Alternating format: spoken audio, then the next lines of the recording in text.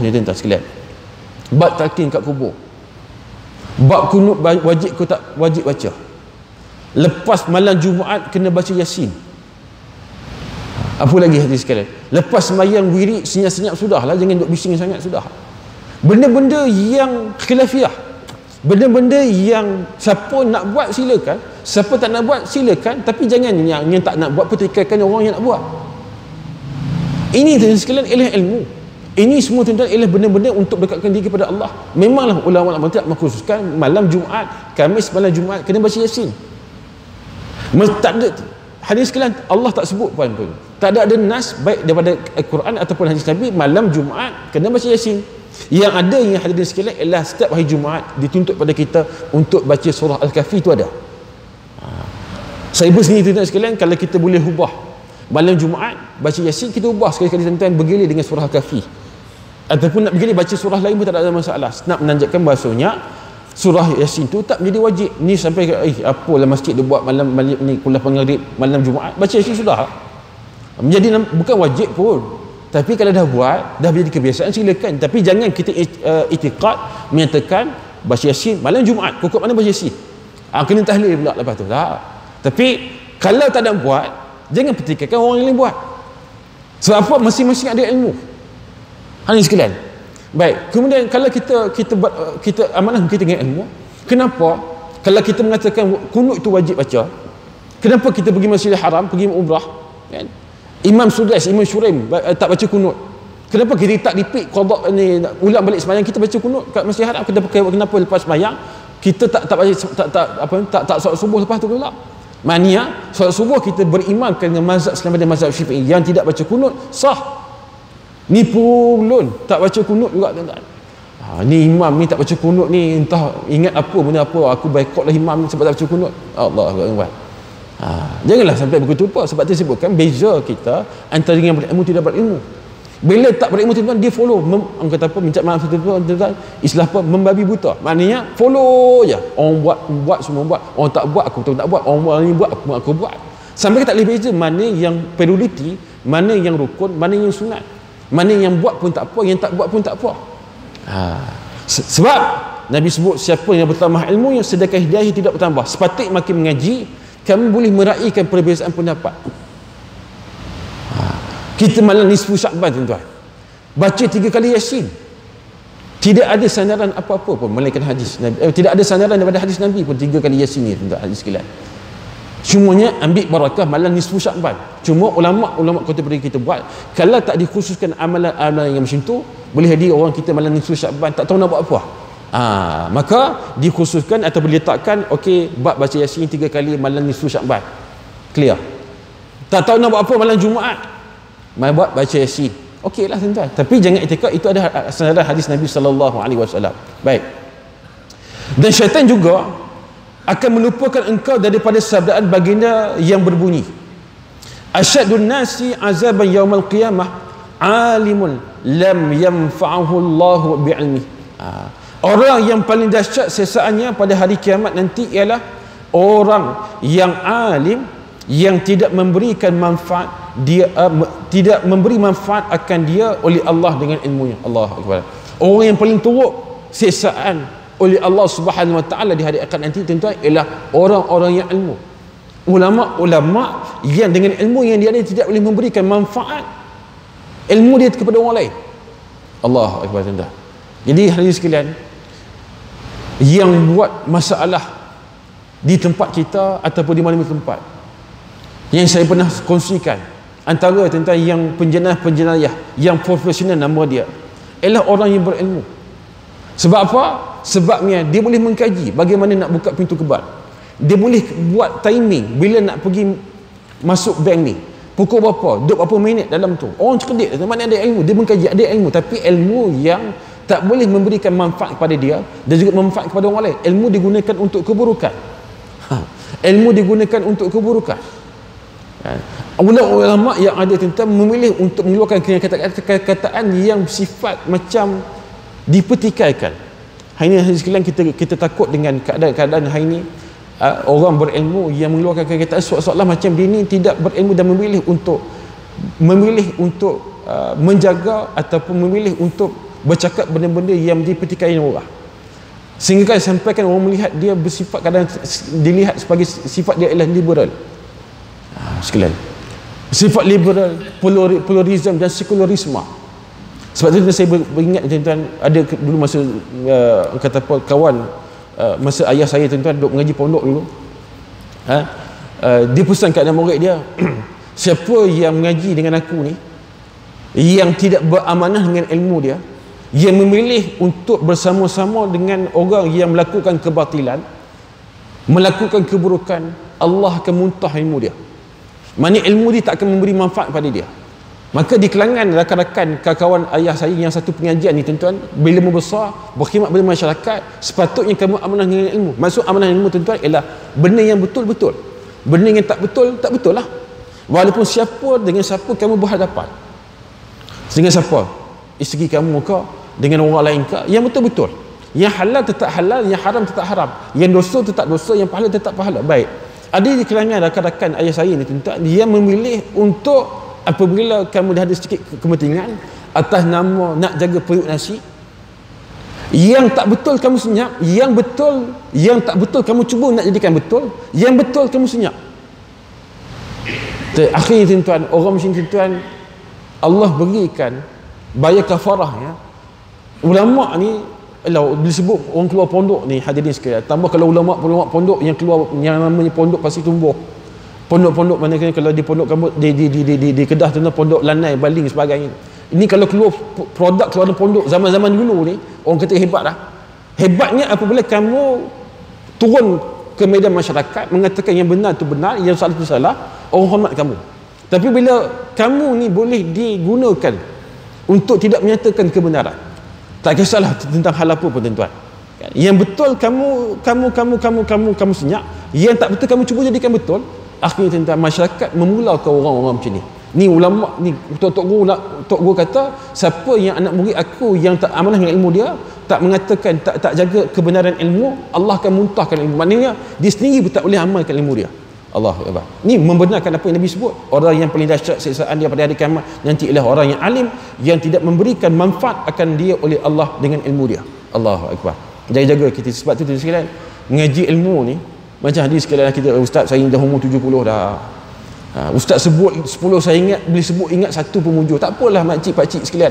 Kan? Kita boleh ingat satu pun tak apa dah. Kan? Supaya apa? Yang sikit tentu kita amalkan. Yang baik boleh tahu, amalkan sampai pada orang lain. Kan? Balighu anni wala ayah, kata Nabi kan. Sampaikanlah daripada aku ni walaupun satu ayat. Nak cerita apa? Ustaz Azam cerita apa pagi ni? Cerita kat anak kita pula tuan-tuan. Supaya amalan yang kita lakukan, pengetahuan yang kita tahu, kita dapat sampaikan kepada masyarakat ataupun kepada setidak-tidaknya kepada apa ni, orang kata apa, anak-anak kita, insya-Allah. Baik. Berkaitan inilah tuan-tuan, Nabi ajar satu doa. Nabi ajar satu doa tuan-tuan, satu doa yang sangat baik untuk kita amalkan agar ilmu ni dapat memberikan manfaat pada kita. Ilmu ni macam-macam tuan-tuan. Ilmu sihir pun ilmu. Ilmu nak tipu orang pun ilmu juga. Tuan-tuan, kita daripada tak nak beli barang, nak beli barang tuan-tuan, yang paling ramai sekalian, kita pergi pasar-pasar raya, pergi uptown sebagainya, yang tempat paling ramai orang kumun, tempat ramai orang pergi tuan-tuan, ialah penjual ubat. Dia bercakap ubat satu je tuan-tuan, dia corner cerita 1, 2, 3, sampaikan orang terpedaya, akhirnya tak nak beli, tak nak beli. Sampaikan apa ni, pakcik tak nak beli, pakcik dengar dulu. Lepas dengar, hadirin sekalian, beli juga. Pandai perkataan dia sebut. Baik, Rasulullah SAW bagi kita satu doa panduan. Nabi sebut apa? Allahumma inni a'udzubika min ilmi la yanfa. Ya Allah, ya Tuhan kami, aku berlindung dengan engkau daripada ilmu yang tidak memberikan manfaat. Ilmu kita, alhamdulillah, pengajian kita maghrib ada duha apa, kita ilmu tersebut tak boleh memberikan pada kita manfaat. Ustaz sebut apa pun tadi, pada hamba keluar masjid je pun nak pergi beli nasi lemak kejap lagi, na'udzubillah min zalik, kata nak beli nasi lemak, ustaz cerita apa tak tahu tadi. Kita minta dengan Allah SWT agar kita ni dilindungkan daripada Allah, supaya dengan ilmu yang ada tidak boleh memberikan manfaat, maknanya tidak boleh menjadikan kita berubah ke arah yang lebih baik. Wa qalbi la yakhsha, wa qalbi la yakhsha, dan hati yang tidak khusyuk. Kan? Wa amalin la yurfa, dan daripada amalan yang tidak diangkat, yang tidak diterima oleh Allah Subhanahu wa taala. Wa du'a illa yusma, dan doa-doa yang tidak didengari ataupun yang tidak dimakbulkan oleh Allah. Allahumma inni a'udzubika min ilmi la yanfa wa qalbi la yakhsha wa amali la yurfa wa du'a illa yusma. Ya Allah, ya Tuhan kami, aku berlindung ya Allah daripada ilmu yang tidak boleh memberikan manfaat, wa qalbi la yakhsha, daripada hati yang tidak khusyuk sujud, tidak khusyuk kepada Engkau ya Allah, kan, wa amali yang yurfa, dan amalan-amalan yang tidak diterima oleh Engkau ya Allah, wa du'a illa yusma, dan doa-doa yang tidak didengari ataupun yang tidak dimakbulkan oleh Engkau ya Allah. Kita minta doa ya Allah, kenapa kita minta dengan itu doa ya Allah, tapi Allah tak makbulkan? Boleh jadi doa kita tentang Allah tak berkenankan. Sebab apa? Boleh jadi hati kita tak khusyuk. Dia dan doa ni boleh kita pakai amal-amalkan insya-Allah, kan? Allahumma inni a'udzubika min ilmi la yanfa wa qalbi la yakhsha wa amalin la yurfa wa du'a illa yusma. Insya-Allah kita pakai baca dah nanti insya-Allah tuan-tuan. Baik. Dan syaitan juga melupakan engkau daripada sabda Rasulullah sallallahu alaihi wasallam yang berbunyi, marartu lailatal asriya bi aqwamin tuqradu shifahuhum bimaqarida min nar fakultum man antum, qalu kunna na'muru bil khair wa la na'tihi wa nanha 'anil syarri wa na'tihi. Aku melalui pada malam aku diisrakan. Nah, ni tentang Isra' Mi'raj bila bulan 4 nanti, kan? Satu hari, satu malam yang Nabi diisrakan daripada Masjidil Haram ke Masjidil Aqsa. Isra' dari Masjidil Haram ke Masjidil Haram ke Masjidil Aqsa. Mi'raj berjumpa dengan Allah Subhanahu wa taala. Sebab tu nama dia Isra' dan juga Mi'raj. Baik, dalam perjalanan Nabi daripada Masjidil Haram ke Masjidil Aqsa, tuan-tuan, aku diisrakan dengan kaum yang dipotong lidah mereka dengan gunting daripada api. Kita tergigit lidah betul sakit ya amat. Kemudian orang kata lidah kita tuan-tuan menempuh makan asam pedas tuan-tuan, sakit ya amat, pedih, berair mata, kan? Ni apatah lagi kalau lidah yang dipotong dengan gunting daripada api. Allahu akbar. Maka aku bertanya, siapakah kamu ini? Mereka menjawab, kami adalah orang yang suka menyuruh orang lain berbuat kebaikan, tapi kami tidak melakukannya, dan kami suka melarang orang lain meninggalkan kejahatan, tetapi kami mengerjakannya, tuan-tuan. Saya takut tuan-tuan boleh baca hadis ni, sebab saya duduk kongsi pada tuan-tuan ni, maknanya saya ni akan diuji dulu. Engkau Ustaz Azral duk suruh orang buat benda baik, buat amal dengan ilmu, engkau sendiri tak buat amal dengan ilmu, na'udzubillah min zalik, tuan-tuan. Dan ngajak orang buat kebaikan tapi engkau tak melakukan kebaikan tersebut. Nabi sebutkan, engkau suruh orang tinggalkan kejahatan tapi engkau yang buat kejahatan tersebut. Maka orang macam ni Nabi pernah diperlihatkan oleh orang yang menggunting lidah dia dengan gunting daripada api neraka. Na'udzubillah min zalik, hadirin sekalian. Sebab tu Ustaz kalau macam tu, sebab tu saya tak nak ajak orang datang masjid, sebab saya sendiri pun malah tuan-tuan ni kadang-kadang penyakit kita. Sebab tu Ustaz saya tak nak ajak orang buat kebaikan, saya tak nak, sebab takut saya tak boleh buat. Saya tahu okey, nak ajak orang takut saya sendiri pun tak boleh, tuan-tuan. Sebab tu bukan masuk, sebab tu Nabi sebut baliu ani walau ayah, maknanya sampaikan kepada aku satu ayat, tuan-tuan. Apa yang kita ajak orang ni, dia ingat ya Allah aku ajak orang buat kebaikan, mudah-mudahan ya Allah dorongkanlah ataupun berikanlah kepada aku ni kekuatan untuk aku turut sama melakukan kebaikan tersebut. Kita doa dengan Allah. Bukan macam tu tuan-tuan, anak-anak kita tak semayang, ya Allah aku ni pun tak semayang juga dulu, biarlah anakku tak semayang pun, sekali kalau aku ajak suruh dia semayang, aku sendiri semayang, takut aku kena gunting daripada api neraka.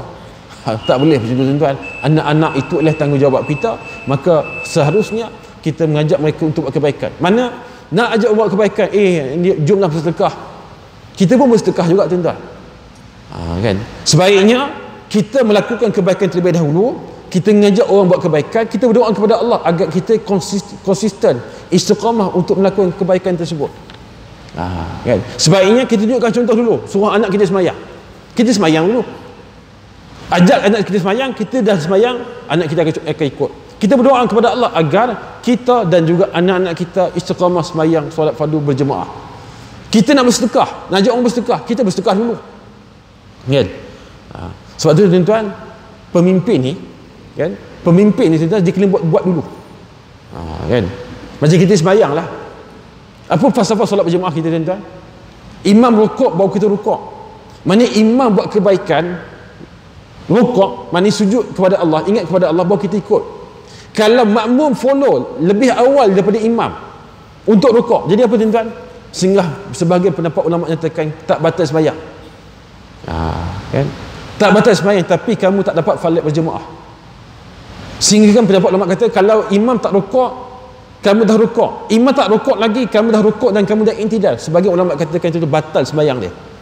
Kalau bincang bab solat berjemaah. Itu di segi, kalau kita bawa di segi kepimpinan tuan-tuan, kan? Pemimpin tak suruh, kita buat dulu. Tuan-tuan, buat pula benda yang berlebihan. Kalau buat lebih tu benda yang terbaik, okey. Ni buat lebih yang aku tak, saya suruh buat sampai A sampai C, kamu buat sampai D, E, kenapa? D dengan E ni nanti bulan depan baru kena buat. Katakanlah di segi kerja kita kan, kamu buat lebih ni kenapa? Tak ikut cakap saya ke? Kan? Jadi kita sebutkan hadirin yang dalam hati lagi dikasihi Allah Subhanahu wa taala sekalian, kita bila ajak buat kebenaran, kita buat dulu. Tip dia, buat kebaikan kita buat dulu, ajak orang buat kebaikan, minta dengan Allah agar kita istiqamah dalam kita melakukan kebaikan kita kepada Allah Subhanahu wa taala. Barulah tuan-tuan kita cakap apa yang bikin, bukan cakap tak suruh bikin. Kita cakap apa yang kita bikin dan bukanlah cakap tak suruh bikin. Maka akan sebutlah sebab tu sekalian, kalau kerja amal makruf nahi munkar ni, kalau kita pakat ambil bersama, tuan sekalian kan, nampak sampah tolong ambil. Jadi lepas ni kita minta orang lain tolong ambil sampah, orang ikut sebab orang nampak contoh kita tuan-tuan. Qudwah hasanah, contoh yang terbaik. Anak kita suruh anak kita suruh semayang. Kita suruh anak kita ni sebelum masuk tandas ni baca doa, sebelum makan baca doa. Kita ni pantas nampak terus makan, tak baca doa pun. Nak suruh anak kita, macam mana anak kita nak ikut? Sekalian kan?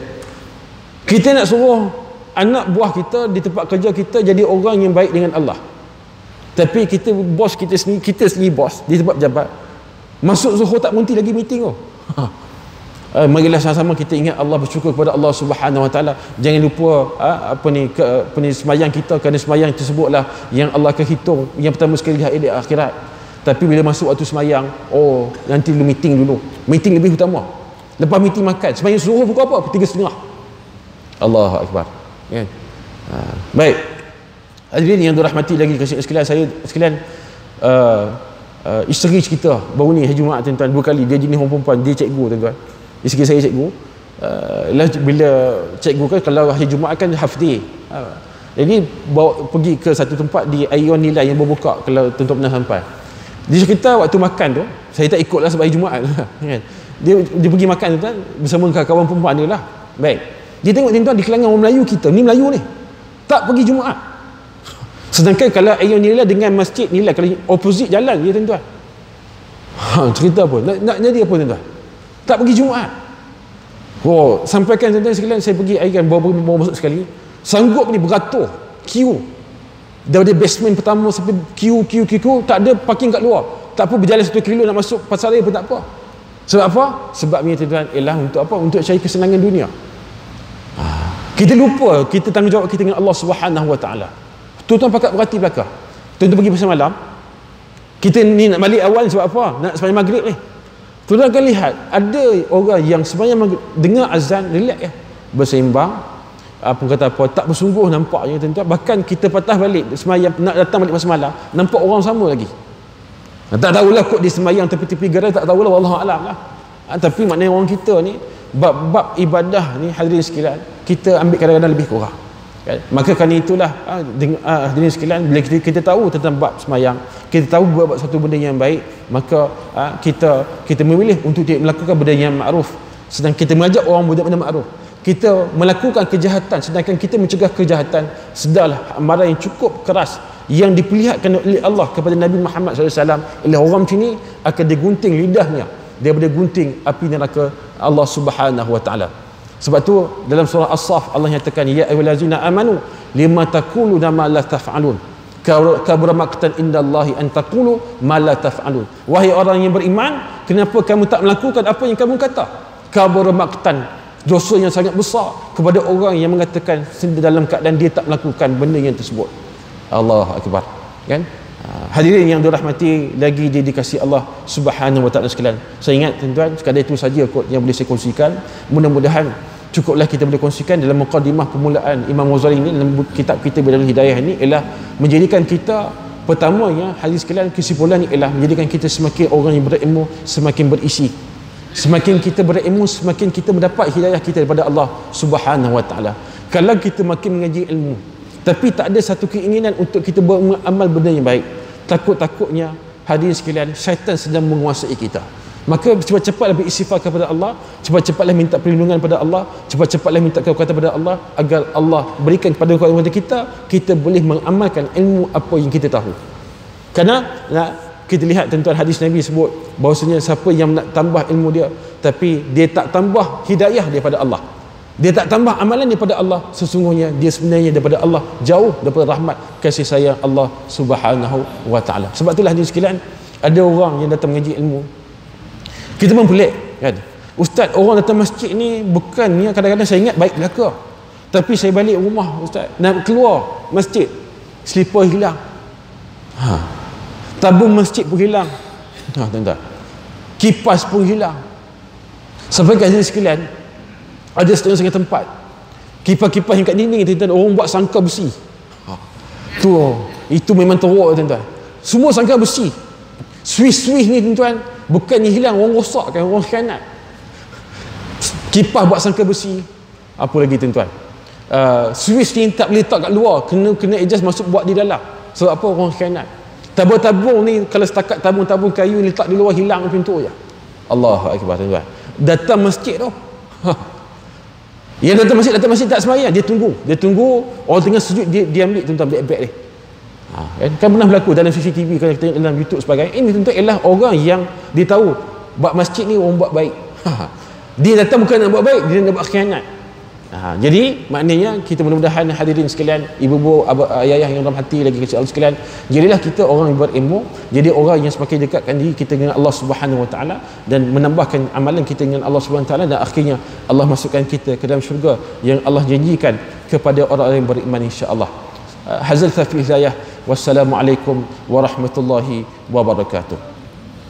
بسم الله الرحمن الرحيم الحمد لله رب العالمين حمدا حامدين حمدا شاكرين حمدا يوافي نعمه ويكافئ مزيده يا ربنا لك الحمد كما ينبغي لجلالك الكريم عن سلطانه اللهم صل على سيدنا محمد وعلى ال سيدنا محمد اللهم اغفر لنا ذنوبنا ولوالدينا وارحمهم كما ربونا صغارا ولجميع المسلمين والمسلمات والمؤمنين والمؤمنات برحمتك يا ارحم الراحمين اللهم انا نعوذ بك من علم اللهم انا نعوذ بك من علم لا ينفع وقلب لا يخشع وعمل لا يرفع ودعاء لا يسمع اللهم ربنا آتنا في الدنيا حسنة وفي الآخرة حسنة وقنا عذاب النار اللهم ربنا هب من أزواجنا وذرياتنا قرة أعين واجعلنا للمتقين إماما اللهم ربنا آتنا في الدنيا حسنة وفي الآخرة حسنة وقنا عذاب النار وصلى الله على سيدنا محمد النبي الأمي وعلى آله وصحبه وبارك وسلم والحمد لله رب العالمين. تقبل الله منكم.